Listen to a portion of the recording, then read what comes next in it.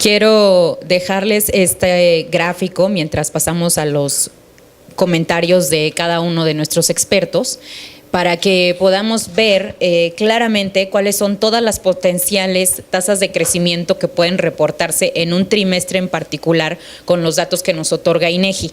Al día de hoy, INEGI está reportando la cifra principalmente el 2.2% de la tasa anual original y también el 0.5% en su nota técnica, que es la ajustada por estacionalidad de la tasa trimestral.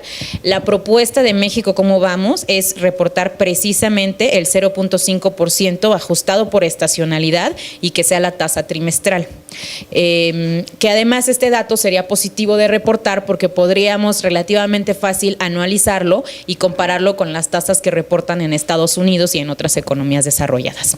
Entonces, antes de pasar al panel de discusión, quisiera contarles una anécdota sobre cómo fue que todo esto surgió y pedirle pues muy particularmente a cada uno de los panelistas que tratemos de tener esta discusión sin tecnicismos y lo más aterrizado posible para prensa y para los seguidores de México Cómo Vamos que nos están siguiendo en redes en mexicocomovamos.mx. Entonces, la anécdota es muy sencilla. México Cómo Vamos comienza a tener un esfuerzo de vocería independiente a inicios de este año. Y desde entonces, cada trimestre hemos realizado una conferencia de prensa cuando sale el dato de crecimiento. Entonces, la primera vez que yo salí a tener este esfuerzo de vocería junto con México Cómo Vamos, yo reporté la tasa ajustada de todo el año, que era 1.6%, y la razón por la cual hicimos este reporte era para que se pudiera comparar con el 1%, que era la tasa del tercer trimestre del 2014, o sea, del trimestre inmediato anterior, ajustada por estacionalidad. Inmediatamente salieron y me dijeron, no, doctora Viridiana, ¿qué está diciendo usted? Lo que usted tiene que reportar es lo que está reportando INEGI, que es la tasa anual de la serie original. Dije, ok, entonces a la siguiente ya voy a reportar eso, el cual era 1.6%. Así que vino la segunda conferencia de México Cómo Vamos. Y salí en esa conferencia, salimos a decir que en el segundo trimestre de 2014 México había crecido al 1.6%.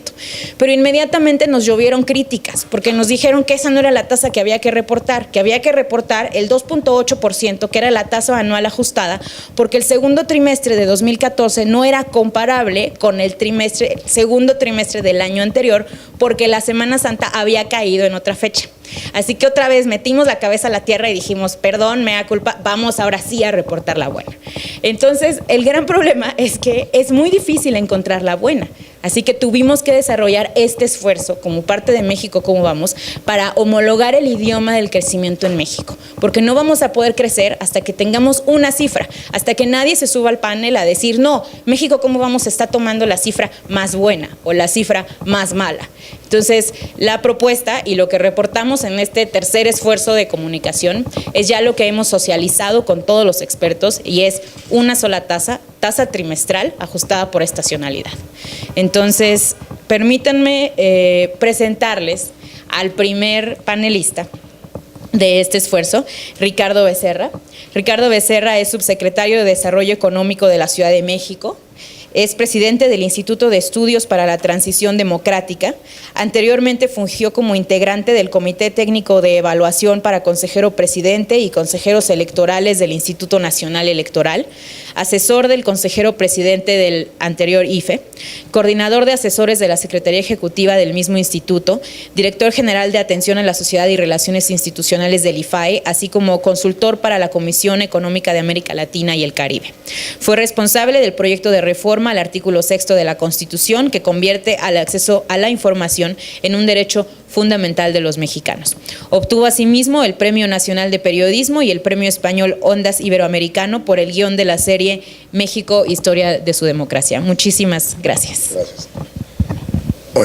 Muy buenos días, perdonen ustedes, probablemente no debí haber venido por la tos que traigo, especialmente porque voy a contagiar a la directora de México Cómo Vamos, pero ya que estoy aquí, yo quisiera, bueno, aparte de congratularme de que estén ustedes con nosotros,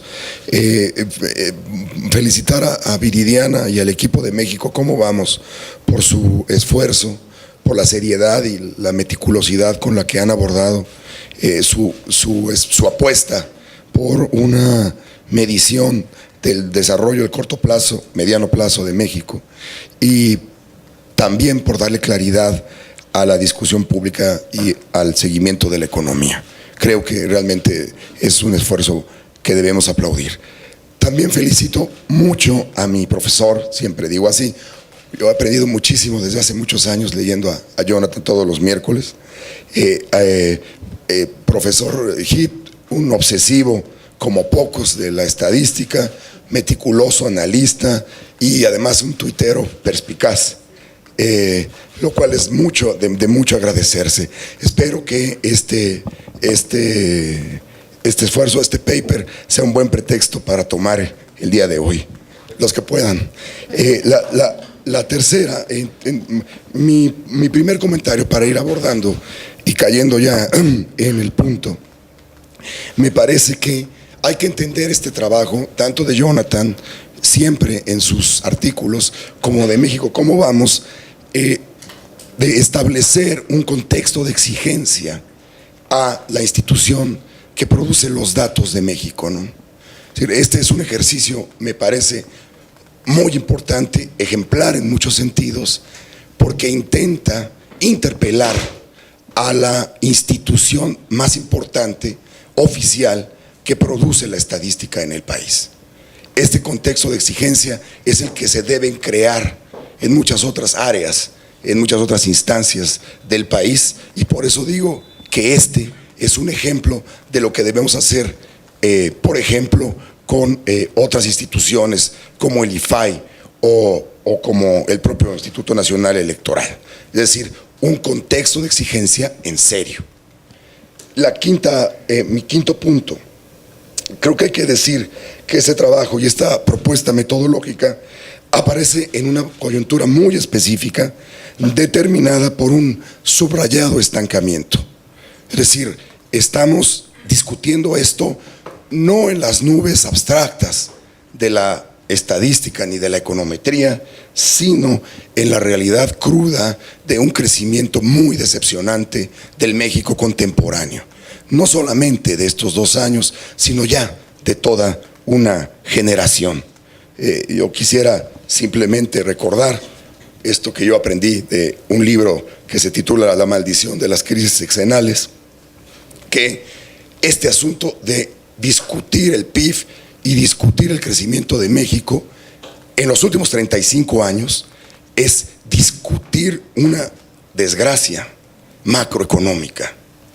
Por mucho que los discursos y por mucho que el mainstream nos quiera de nuevo echar a los ojos otro tipo de realidades futuras que vendrán con las reformas estructurales, la verdad es que lo que ha vivido México es lo siguiente: crisis financiera generalizada en 1982, macro devaluación en 1985, choques petroleros y cruentos planes de estabilización en 86-87, el desplome de las cuentas externas y del sistema bancario 94-95, la recesión más larga de la historia moderna, 38 meses entre agosto de 2000 y septiembre de 2003, efectos de la crisis financiera de 2009 y la caída más importante del producto desde los años 30, 6.5% antes del ajuste y 4.9% después del ajuste hecho por el INEGI.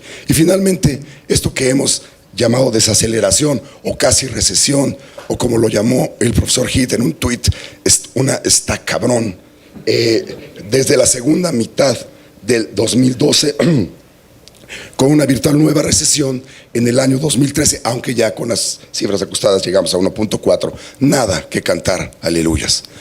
Lo que quiero decir con esta quizás un poco exagerada recopilación es que la discusión sobre la medida del PIB en México ocurre en los rincones marginales, en las décimas de punto, precisamente porque el crecimiento es tan mediocre, tan bajo desde hace 30 años. Dicho esto, hay que anotar también que el esfuerzo de Jonathan Heath se inscribe en esa delicada circunstancia, en el uso y abuso de la narración estadística. Autoridades avergonzadas, ese es el contexto real. autoridades económicas avergonzadas, apenadas, que deben salir a anunciar tasas de crecimiento raquíticas, pírricas, vergonzosas, muy por debajo de los grandilocuentes discursos de las reformas estructurales. Buena parte del campechaneo o del cuchareo que ahora el profesor Heath más o menos nos explicó, se debe a esto, a este contexto y esta condición psicológica de los funcionarios económicos. No hablo tanto del INEGI, pero de los funcionarios económicos que pues sí tienen que hacer muchas marometas para dar la mayor tasa de crecimiento o la apariencia de la mayor tasa de crecimiento posible. Pobres de ellos o pobres de nosotros, porque yo soy de esos. Pero la verdad es que buena parte del problema se remite a que estamos tratando de dar buenas noticias en una economía fundamentalmente estancada. Ese es el contexto real de nuestra discusión. Octavo punto, en buena medida el uso estratégico, como lo llama el profesor Heath muy amablemente, ha aparecido en los últimos trimestres, sobre todo de la mano de la Secretaría de Hacienda y Crédito Público. De allí, entonces, la importancia política de este documento, solo aparentemente técnico. El PIB es uno de los instrumentos claves para conocer el desempeño real de los proyectos, los gobiernos y las reformas. Tenemos, entonces, que acordar sobre él. Tenemos que llegar a un consenso metodológico sobre su comunicación. Para decirlo llanamente, como nos pedía Viridiana, el PIB tiene que estar fuera de toda sospecha. Así pues, y con esto termino, por eso la interpelación de Jonathan Heath y de México cómo vamos es tan importante. Me siento mal, no quisiera jugar este papel, pero la verdad es que estoy completamente de acuerdo en todos sus términos con el documento y con sus 7 conclusiones. No me gusta hacer este tipo de confusiones, normalmente trato de ser crítico, pero la verdad es que el documento está muy bien articulado, muy bien pensado y le da el clavo de los problemas esenciales, típicos de la difusión, no de la construcción, de la difusión, de la comunicación del crecimiento económico en México. Creo, finalmente, digamos, en descargo del INEGI, que los compañeros del INEGI, una institución que por otra parte, a mí me parece de las grandes instituciones que tiene este país, puede esgrimir legítimamente buenos argumentos para explicar por qué publica las tendencias y las tasas tal y como lo hace, con ya sea las desestacionalizadas o las anualizadas, etcétera, etcétera. Pero las comparaciones tienen utilidades distintas, nos dirán que retratan otros aspectos de la realidad y sin duda eso es verdad. Pero el punto a discutir acá es que si vamos a articular y si queremos articular una discusión pública seria en torno al desempeño económico del país, sí tiene que haber un consenso metodológico en esta variable crucial, el crecimiento o el no crecimiento del Producto Interno Bruto. Por eso, México, ¿cómo vamos? De la mano de Jonathan, creo que le han dado al clavo. Termino con una última y mala noticia para Viridiana. Y para mí también, como responsable, digamos, de la información económica del Distrito Federal. Esta discusión no nos resuelve nada a los pobres funcionarios locales y estatales, es decir, a buena parte del trabajo que debe hacer Viridiana, porque la medición del PIB que hace todavía, como la hace el INEGI, no alcanza a retratar el Producto Interno Bruto trimestral. Es decir, con lo que nosotros tenemos que trabajar para hacer proyecciones es con el bendito ITAE. Bendito porque existe, ¿no? Pero la verdad es que ese ITAE es más corregido que el PIB mismo en muchas maneras, y cada rato tenemos nosotros que sacar la famosa nota al pie de página de por qué nos equivocamos en nuestra propia proyección de la economía del Distrito Federal. Lo que quiero decir es lo siguiente, Viridiana, la verdad es que todavía no contamos, y quizás sea este motivo de otro paper del profesor Heath, es que pudiéramos, la verdad es que el INEGI, los indicadores que produce el INEGI no son útiles para tener indicadores oportunos, semáforos como los que utiliza México, cómo vamos, en el ámbito local. No alcanza. Entiendo que sería carísimo, ¿no? Que sería y por eso hay que tomar con un grano de sal cada una de las proyecciones o de los datos de los PIBs locales, del desarrollo económico y crecimiento económico en la localidad. Hay ahí que hacer un esfuerzo de modelaje, un esfuerzo de recopilación de datos muy importante que México todavía no tiene. Ese, creo, es la siguiente tarea que nos debe el profesor Jonathan Heath, y espero que sea otro pretexto para tomar. Gracias. Muchísimas gracias, Ricardo. Muchísimas gracias a todos. Si tuviéramos que resumir la participación de Ricardo y de resumir por qué fue importante, diríamos porque primero le da voz a lo que dicen las autoridades locales y los responsables de la información a nivel local, en gobiernos locales, sobre la validez del paper que presentó Jonathan. Pero sobre todo, y creo que algo que hay que llevar a casa, es esta idea del énfasis, del uso estratégico de las cifras. El gran problema de dar muchas cifras es que se presta a su uso estratégico.